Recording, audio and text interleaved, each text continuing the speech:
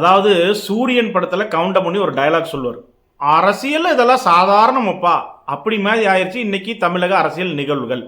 ஏற்கனவே அதிமுக இருந்து ஒரு 25 பேர் பிரிஞ்சு போய் தாவேக்காக்கு ஆதரவு கொடுத்தாங்க. நம்மள கொஞ்சம் பேருக்கு மந்திரி பதவி கிடைக்கும், அப்படியே வாரிய தலைவர் பதவி கிடைக்கும், 5 வருஷம் ஓட்டிக்கலாம் அப்படின்னு பார்த்தாங்க. தாவேக்கா ரொம்ப விவரமா நோ மந்திரி ஒன்லி டிஎன் முந்திரி, முதல்ல நீ எந்திரி அப்படின்னு சொல்லி அனுப்பிச்சு விட்டுருச்சு. ஆஹா உள்ளதும் போச்சுரா நொல்ல கண்ணான்னு அதுல இருந்து 5 பேர் பயந்து போய் இபிஎஸ் கிட்டே போயிட்டாங்க. ஆனா அங்கதான் ஒரு ட்விஸ்ட். மீதி ஒரு 3 பேரு இன்னைக்கு எம்எல்ஏ பதவியை ராஜினாமா பண்ணியிருக்காங்க.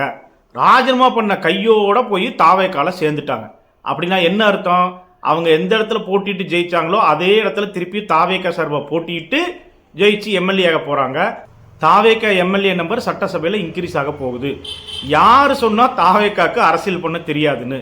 நமக்கு பிடிக்கலங்கிறக்காக நம்ம எதிரியே ரொம்ப சீப்பா நினைச்ச கூடாது, ரொம்ப கேர்ஃபுல்லா வாட்ச் பண்ணணும். தாவேக்கா பக்காவா பொலிட்டிக்கல் கேம் ஆடுது. இந்த 3ஓட நிக்குன்னு நினைக்கிறீங்களா? இன்னும் நிறைய பேர் வருவாங்க. நான் என்ன சொல்றேன்னா, கட்சிகளே உங்கள் எம்எல்ஏக்கள் இப்ப எங்க இருக்காங்கன்னு பாருங்க. தபால்னு ரிசைன் பண்ணிட்டு அங்க போய் சேர்ந்துருவாங்க. சபாநாயகரும் அந்த ரெசிக்னேஷனை அக்செப்ட் பண்ணிட்டாரு. கேர்ஃபுல்லா வாட்ச் பண்ணுங்கோ.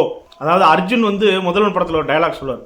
கடைசியில் என்னையும் அரசியல்வாதி ஆக்கிட்டீங்களடா. தாவேக்காக்கு அது பக்காவா பொருந்தும். தக்காளி